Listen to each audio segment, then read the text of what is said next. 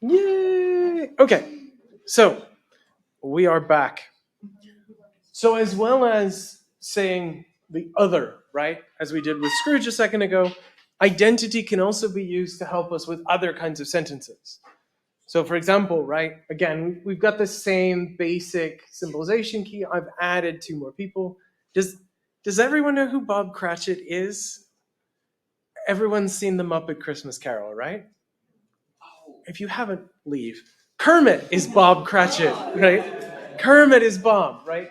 Bob is the accountant who works for Scrooge, who's Tiny Tim's dad, right? So Tiny Tim is a little problem, right?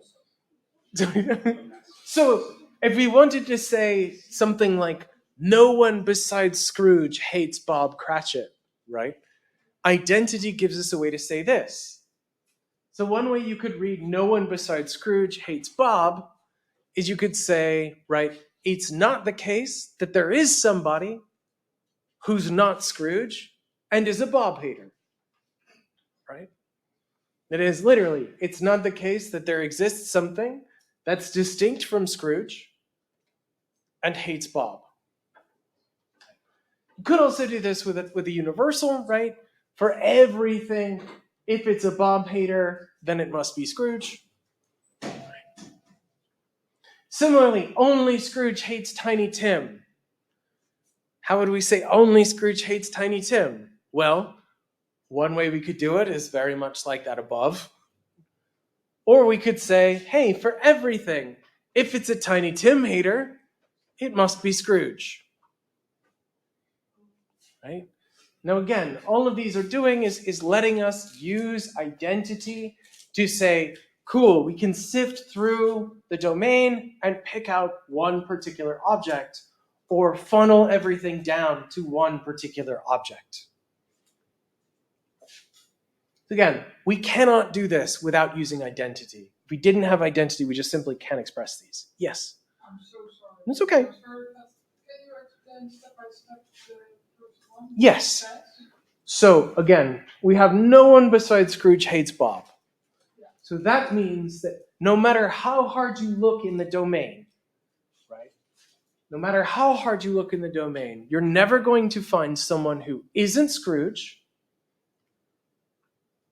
and hates Bob. Right? So there isn't something in the domain. It's not the case that there's something in the domain such that our object is distinct from Scrooge, is not identical to Scrooge, and hates Bob. So no one besides Scrooge hates Bob. No one other than Scrooge is a Bob hater. Nothing identical. That's what. So this first conjunct says it's not the case that our object is identical to Scrooge. And because we have the negated existential, it guarantees there is not something in the domain.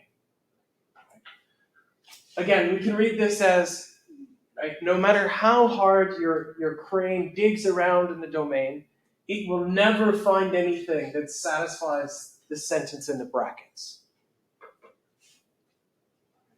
There were some other hands I saw at the corner. Yes?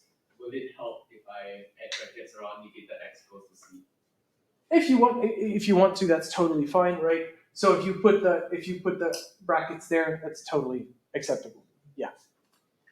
Again, I don't mind if you don't have them, but if it helps conceptually to put them, go nuts. Okay. Now, continuing. The other fun thing we can use identity for is, again, at least, at most, exactly. So let's talk about at least. Right? At least sets the minimum. It sets the floor. Right? So there is at least one beer. We can use this sample symbolization key. Let's just have our domain be universal, right? And our predicate be is a beer, right? How would we say there's at least one beer? How would we say there's at least one beer?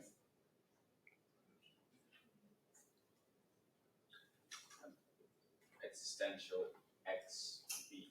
Yeah, that's it, right? No tricks, no tricks, no tricks, right? The existential tells us at least one, right? There's something. There is. So there's at least one.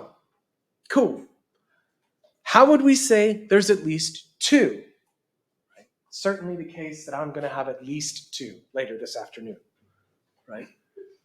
How would we say at least two? Yeah? There is an X and there is an I, Px and Br. I like it. But it is what. Yeah. I got to get my enjoyment where I can. Yes, of course. So here's the problem with this, right? Nothing prevents our machinery from grabbing the same thing twice, right?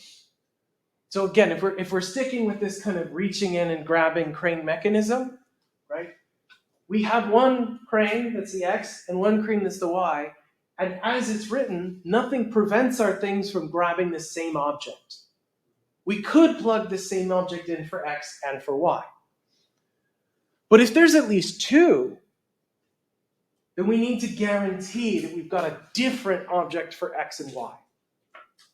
So would it be okay to put negation X is equals to Y conditional? Then We don't need the conditional, right? Because that would just tell us, hey, if there's two different things, then there's two beers, which is a bit excessive, right? So instead what we want to do, as always, right, if you have the existential, what's the likely connective? The existential goes with which connective? Conjunction. So the problem with this is if we plug the same lonely beer in twice, this would still be true. We need to add that. This tells us X is a beer, Y is a beer, and they are different things.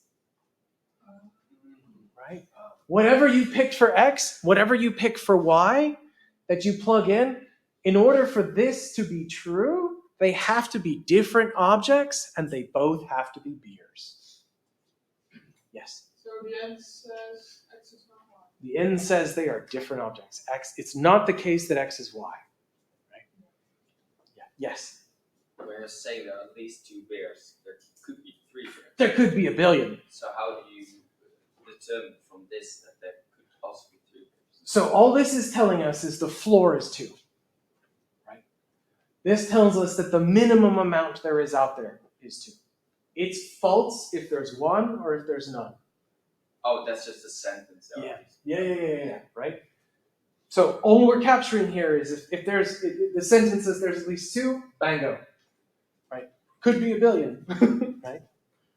This is the kind of thing I say right before I go out to the football. Oh, I'm going to have at least 2.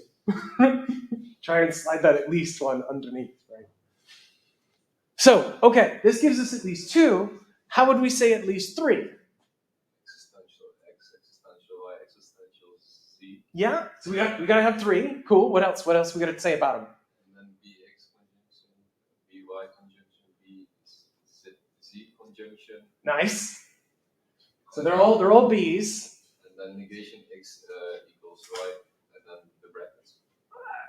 We got to do 2 more things, right? So not X equals Y means that these pair haven't grabbed the same thing, but we have to say that every single claw is getting us a different object. So it was beautiful. It was beautiful, right? But here's the trick, right? As well as it's not the case that X equals Y, we also have to say that Y isn't Z, and we have to say that X isn't Z, right? We need to have this. So now again, it's actually really straightforward. It looks hideous, but it's very straightforward. Because it says there's 3 things, X, Y, and Z. They're all B's. X isn't Y, X isn't Z, and Y isn't Z. That is, whatever you grabbed for X, for Y, and Z, you had to grab 3 different objects. So here's the trick to doing at least, right? Here's the trick. If you have at least n number of things, you need to have n quantifiers.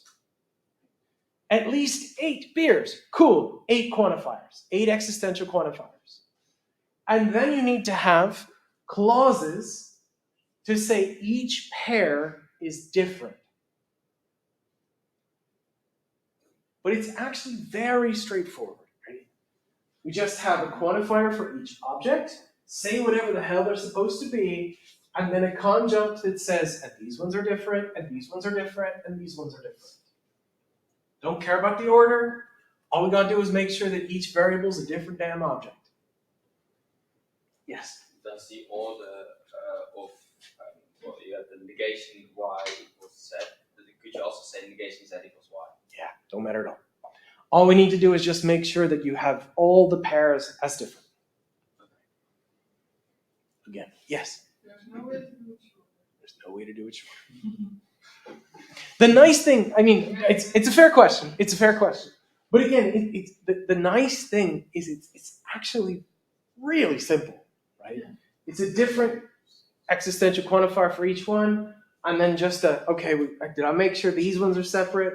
Did I make sure these ones are separate? And these ones are separate. That's it. That's it. It looks ugly, but it's actually very down the line. Okay, so at least sets the floor, right? The minimum. What if we want to set the ceiling and say at most? Universal. At most. If I want to say there's at most one beer, this is a tragedy. Now there's actually two ways we can think about at most. The first way we can think about it, right? If there's at most one beer, what can't be true? And if there's at most one, yeah, right? And how would we say more than one? There isn't more than one. What's another way we could say that? Right? If there's at most one, what couldn't be the case? It's not the case that at least two. Yeah, there's not at least two, right? There's not at least two. So one way to do at most one is literally just take at least two and slap a negation in front.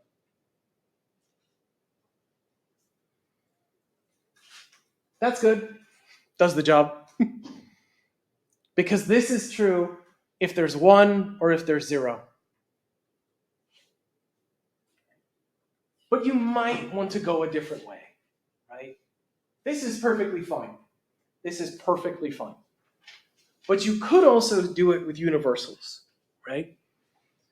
So the way we would do it with universals, it's a little convoluted to get to, but we can come at it this way. The thought is, okay, look, suppose that you had two grabber arms. And if your first one reached in and grabbed something that was a beer, and your second one reached in and grabbed something that was a beer, if there's at most one, then they must have grabbed the same thing. So that is, to put it another way, right? If for any x and for any y, if x and y both turn out to be beers, they have to be the same thing. Like so. Two different ways to say the exact same thing. Both of these are true if there's one or if there's none. If there's two or more, well, then they're both false. So again, at most one, the ceiling is one, right? The maximum limit is one. Then there can't be at least two. And similarly, for any pair, if you grab them, turns out you must have grabbed the same one. Okay, cool? Yes. Why are there two brackets? That's me being lazy. There should be either a bracket there. Ideally, there should be a bracket there, actually. And the same thing here. That's, strictly speaking, this is grammatically bad because the antecedent needs to be bracketed off. So that's a typo. Sorry about that. Nobody's perfect. Yes. What happens if you negate this one? Cool. So then it tells us, right, it's not the case that there's at most one. That could be at least two, there's at least 50.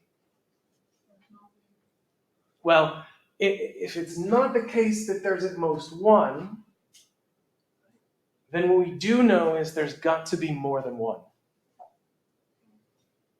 Right? There's got to be more than one. So that's really all it tells us. Right? Okay, cool. So let's try then at most 2. Right? Thinking about it, if there's at most 2, if the ceiling is 2, what can't there be? At least 3. Cool. We know the easy way to do this one. We just stick a negation in front of at least 3. Okay? And we know how to do at least 3. We did it just a second ago, right? But there's the more fun way to do it with universals. So the more fun way is basically the same thought process, right? So this time, let's suppose that if we reached into the domain 3 times, and each time we grabbed something that was a beer, well, if there's at most 2, then it has to be that at least one of those pairs grabbed the same thing. That is, in slightly weirder terms, right? If you pick out 1, a second, and a third, then you must at least have grabbed one of these twice. So we can convert this into our quantifier. It's going to look scary, but it's not, right? For all x, for all y, for all z, bx, by, bz, right? If they're all beers, then either x is y, x is z, or y is z. Could be they're all the same. It could be that the one that our first 2 grabbed is the same. Could be the one that our second 2 grabbed is the same. All that matters is there's at most 2. Again, the thought process here is the same as up there. So here's the trick with at most, right? At least, when we did at least, you had to have a number of existentials equal to the number you're after. At least 3 requires 3. At least 2 requires 2. At most, if you're doing at most with the universal or the existential, you always have one more. Right? At most 2 requires 3 quantifiers. At most 1 requires 2. At most 7 requires 8. You see the basic pattern. And in each case, if we're doing it with the universal, you slap on all the universals in front. Your antecedent is whatever condition you want to talk about, and your consequent is just a disjunction of a hell of a lot of identities. The structure is easy. All we have to do is remember the basic structure. However many we have, cool. Doesn't really matter.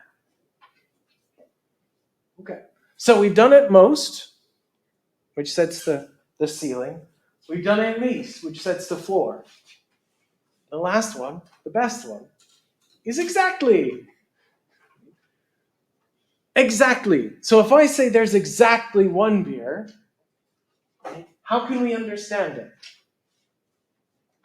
What's the easy way to read exactly? At least and at most 1. There's at least 1 and at most 1. Right? So here's a really easy way to do exactly. Just take those 2 symbolizations and stick a conjunction in the middle. There's at least 1 beer, and there's at most 1 beer, and if they're both true, cool, then there's got to be exactly 1. If the floor is 1 and the ceiling is 1, well, then there's only 1. So that's one way we can go. That's actually just the most straightforward way. But there's a simplified version of this, and we can read it this way. Exactly 1 can be reread as there's a thing X that is a beer, and everything that is a beer is that object. It's easier with other ways, right? The tallest person in the room. There's a thing that is the tallest person in the room, and anyone who is the tallest person is that very thing. So we can express this like so. Existential X, BX, conjunction are universal. If Y is a B, then it must be identical to our X. What does this tell us? This tells us there's at least one, and there's at most one. And if we have both, it means there's exactly one. There is one and only.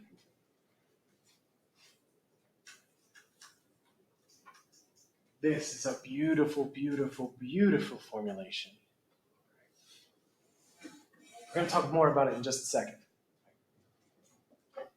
But if we say there's exactly one, this is how we can express it. Existential in the front, whatever condition we want. Conjunction, universal with that same condition as the antecedent, consequence identity. It tells us there's at least and at most.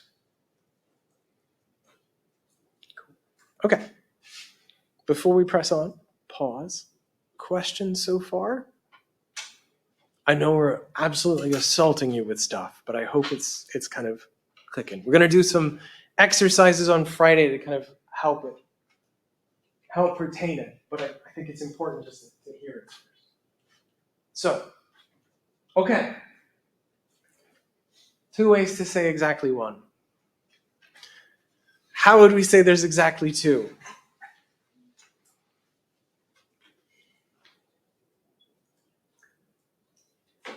So again, exactly two, right? One easy way is we just say there's at least two, and there's at most two, and we have a conjunction in between. That is the easy way to do it, right? Easy. Again, don't stress, don't freak out about how long they are initially, right? The process for constructing them is straightforward. Now this is hideous. We don't want to say this. We could give a simpler one, right? And a simpler one is if there's at least two different beers, then anything is going to be one of those two. So that's going to be basically our beginning here. Right? That is, there's two different ones. And then we're going to say for any given z, if z is a b, it's identical to x or it's identical to y. It's going to be one of our first two objects. So again, there's two things, they're both b's, they're distinct, and anything that we pick that happens to be a b, well, it must be either x or y. Yes? So can you still do the long one? Yeah, you can always do the long one. That's totally fine. Right? Always, always, always do the long one. That's the easy one to remember. If you know how to do at least and at most, you're good. Okay. Now again, the thing that's important here, don't panic. The thing that's important here is just to know this one. Right? If we know how to do exactly one, we're good. Right? We know how to do exactly one. This is telling us there's exactly one B, whatever the hell B is. We don't care. This is going to prove to be philosophically very useful. But for our purposes, when we're just thinking about the formalization stuff, well, just worry about it. Okay. So we've done at least, we've done at most, we've done exactly. We can extend this indefinitely. You can figure out how to do exactly 3, exactly 4. It's going to be ugly, but you can do it. And it's a mechanical process to extend these that way. Okay, the last bit that I want to talk about before we wrap up is definite descriptions. So this is actually stepping out from the formal logic a little bit and thinking about philosophy of language more generally. This is somewhere at the interplay between what we've been doing and philosophy of language more generally. So definite descriptions. If you remember, harken back to decades ago, literally last Wednesday, right? When I first introduced the concepts of FOL, right? And I told you that in English, there's 2 types of singular terms. There's names and definite descriptions. Names tag things and they don't seem to convey any kind of descriptive content. Meanwhile, definite descriptions were singular terms because they supply a description that only one object satisfies. the tallest person in the room. Right? If that picks out anyone, it picks out exactly one person. So a definite description is a description that exactly one thing satisfies.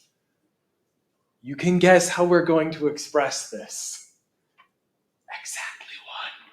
We just did it a second ago. Contrast the definite description with an indefinite description, right? A person in the room. It's a description that applies to potentially multiple objects. So we might be interested in symbolizing definite descriptions. Useful because, again, English uses them as other ways to refer to objects. It's another singular term in English. So how do we symbolize them? Enter Bertie Russell. Bertrand Russell's analysis of definite descriptions goes as such. He says, cool, in English, we're very lucky in that we have a definite article. Right? We have a or an for the indefinite, and we have the for the definite. Right? So he says, if you hear the F, where F could be any given description, well, that denotes the one and only thing that's F. That is, it entails there's at least one and at most one. So if we wanted to say the F, we could say there's at least one F and at most one F. The stuff we just did a second ago. Similarly, if we wanted to say the F is G, the tallest person in the room is human, well, then we would say there's at least one thing that's F, there's at most one thing that's F, and every F is G. Or, stitching this together a little bit, we can say the F is G if and only if there's at least one, there's at most one, and the thing that is X is G. So we can write it like so. Again, the parts correspond to the constituent elements. There's at least one thing that's F, there's at most one thing that's F, and whatever that thing is, it's a G. The tallest person in the room, there's at least one person in the room who's tallest. Everything that's tallest is that person, and they are human. Say, yes. Don't you just do the F and then the equal sign and the G? So importantly, identity always only holds between terms. Oh, yes. And these are not terms, these are predicates. What about the weird symbol? The identity sign. Right? Remember, the identity sign is another predicate. And just like every relational predicate, it takes terms. So we can put names or variables. We cannot put predicates. Another way to think about it syntactically is identity only takes lowercase letters. Oh, okay. It cannot take uppercase letters. They don't fit, as it were. Now this gives us a way to capture definite descriptions. And this, it seems slightly silly to say, but when Russell actually expressed it back in the early parts of the last century, this really kind of took off. In part because, and this is a topic we'll talk about in the second half of the course, there was a hope that we could re-understand every singular term as a concealed definite description. That even proper names turn out to be hidden versions of this. Who is Socrates? Well, Socrates is the teacher of Plato, who blah and blah and blah. Basically, Socrates could then be broken down into this definite description. And one of the really neat things is if that's the case, then actual reference to particular things drops away. It all becomes bundles of qualities, which is an interesting view. So, but for our purposes, at least for right now, we just want to make sure we know how to do the symbolizing. So we can do some practice. Here's our sample symbolization key. We have the universal domain. We have little d for Dwayne. We have little m for Miami. W for is a wrestler. S is a premier sports entertainer. And L is for lives in. Right? So using this key, how would we express the wrestler? How would we symbolize the wrestler? Existential empire and W. Yeah? So that tells us there's at least one wrestler. But if it's the, how many are there? Exactly one, right? So we need to say there's at least one, and we also need to say there's at most one. So again, to go back a slide, we want to give this bit. Our first bit tells us there is one, there's at least one. The second bit sets the maximum, right? So we can say, right, there is something that's a wrestler, and for anything that is a wrestler, it's got to be identical to our first thing. There exists an X such that WX, and for all Y is a W, then X equals Y.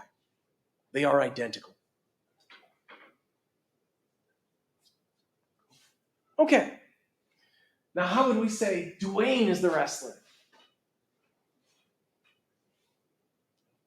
So first thing, we can keep everything that we did for the wrestler. We just copy this. But now we need to say that that thing is Dwayne. And how do we say that thing is Dwayne? Can we exchange the Y's with the D? I like the idea, but that's not going to guarantee that Dwayne is a wrestler. It just says if he's a wrestler, then. But so if we have this that tells us the wrestler, how would we say that thing is Dwayne? You change the X for the D. Then I can't use the quantifier. Because if I use the quantifier, it attaches to variables. I can't attach it to names. Is it existential X? Then WD? I like it. So we want to keep this.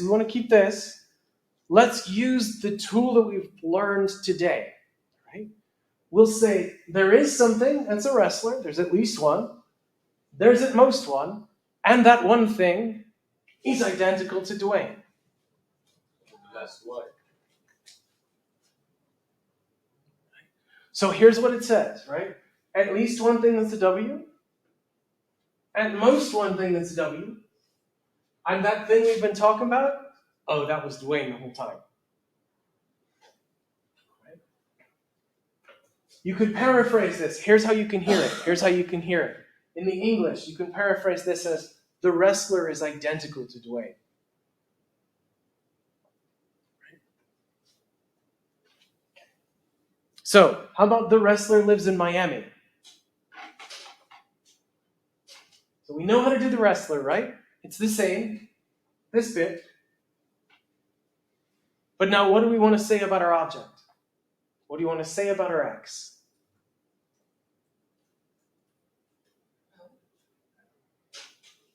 LXM,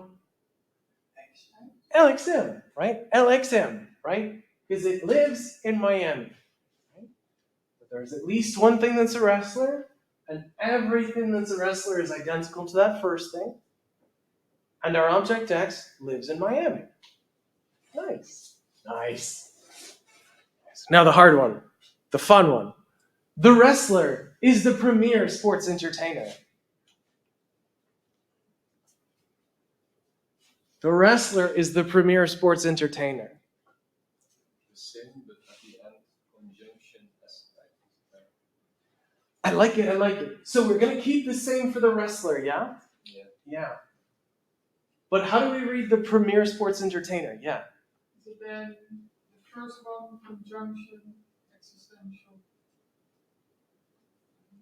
Y, I guess? Yeah. We can do it with a Y? Sure. And then SY.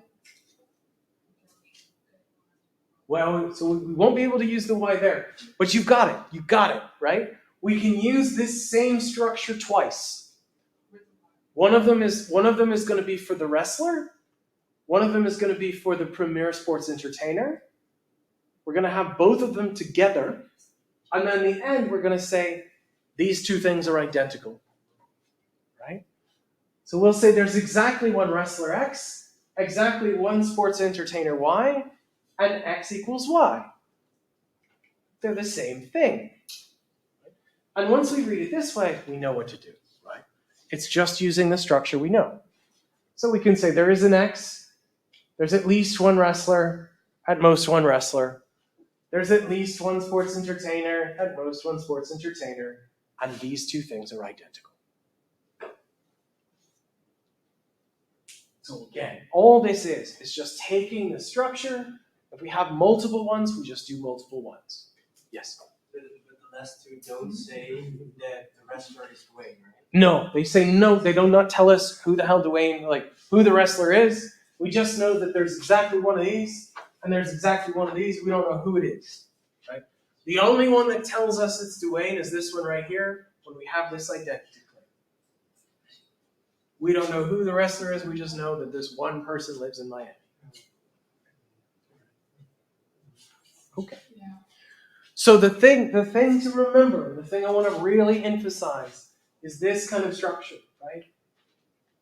If we see the F, right, then we have, there is such a thing as an F. For everything, if it's an F, it's identical to that thing. And then if we want to say the F is G, well, cool, same structure, and GX. That's the thing we got to remember. That's the thing we got to remember. Okay. Now again, we're going to come back to this philosophical idea about definite descriptions in the second half. For now, what we're really interested in is the formalization. Just the formal machinery. Okay. How we doing?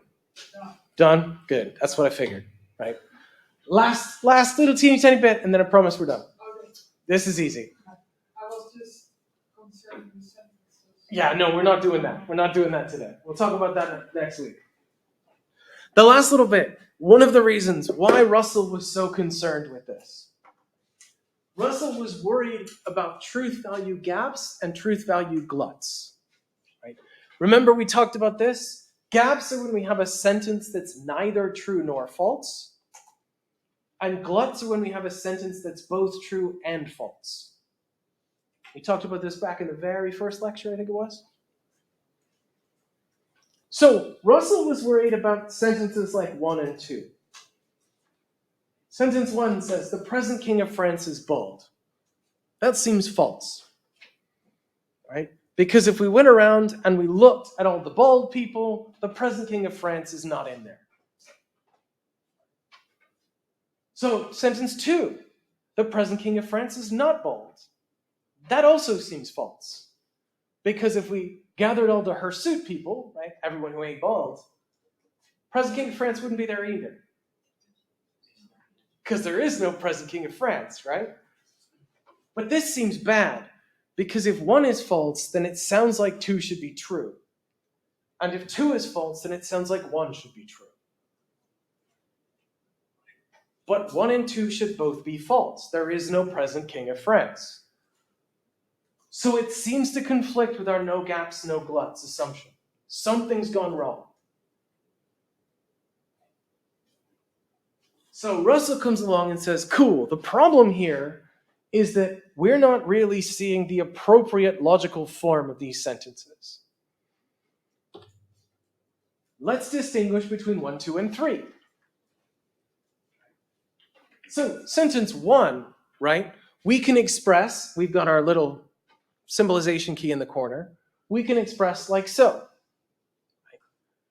Now, how could we express sentence 2? Same with the negation. Yeah, well, that's an idea, right? But if we read sentence 2 just sort of flatly, one way to read it is just with the negation attached to that very last conjunct. It says, there's at least one and at most one present king of France, and that thing is not bald. Like this. But then the other way we can read it, what you were suggesting, is like sentence 3, right? It's got the negation out in the front. Now here's what's cool. If we think about the underlying logical structure, we can see why 1 and 2 can both be false. 1 and 2 are both false because there is no such thing. No matter how hard you look, you'll never find something that satisfies this, similarly satisfies this, because there is nothing that's the K. There isn't even at least one. And that's exactly why 3 is true. It's not the case that there is something. So the difference here lies in the scope of the relevant negations. And you can see it if you understand definite descriptions in these terms. So there's no problem for gaps and gluts here after all. There aren't any gaps, there aren't any gluts, as long as we're careful and understand how to read the F is not G kind of claims. And again, this worried Russell to no end, which is kind of hilarious, right? But he gave us a very handy way to symbolize this. So, that's good enough for us. What have we done so far? We've basically done everything that we're going to talk about with regards to FOL symbolization. Yeah. We've got the hard part next. Oh, great. So what we're going to do next time, we're going to do 2 things next time. We're going to define an FOL sentence. Right? Remember we did this with TFL?